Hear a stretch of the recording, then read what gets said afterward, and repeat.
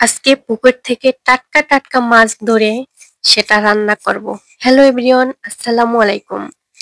তো দেখেই বুঝতে পারছেন কি মাছ রান্না করব। আজকে রান্না করব পাঙ্গাস মাছ। যদিও অনেকে পাঙ্গাস মাছ দেখে নাক ছিটকান, কিন্তু আমার কিন্তু খেতে খুবই ভালো লাগে। আজকে ধরা হয়েছিল পুকুর থেকে পাঙ্গাস মাছ, আমাদের খালামণিদের পুকুর থেকে।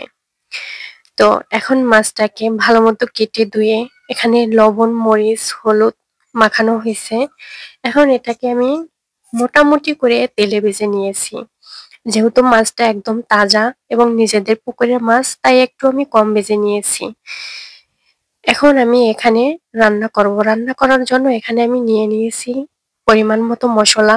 আমি পাঙ্গাস মাছটা টমেটো দিয়ে রান্না করব। নতুন টমেটো দিয়ে রান্না করব। টমেটো দিয়ে পাঙ্গাস মাছ খেতে কিন্তু দারুণ মজা।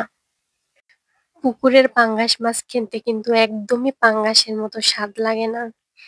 বিশ্বাস করেন, এই পাঙ্গাস মাছটা একদমই আপনার গিয়ে যে বড় যে আপনার মাছ আছে না, কি জানি বলে, বোয়াল মাছের মতো লাগে। এত পরিমাণে স্বাদ লাগে যেটা না খেলে বুঝতে পারবেন না। এই যে দেখেন, আমার কষানো হয়ে গেছে। এখন আমি এটাতে মাছগুলো দিয়ে দিলাম। আমি মাছটা একটু ঝোল ঝোল করে রান্না করব।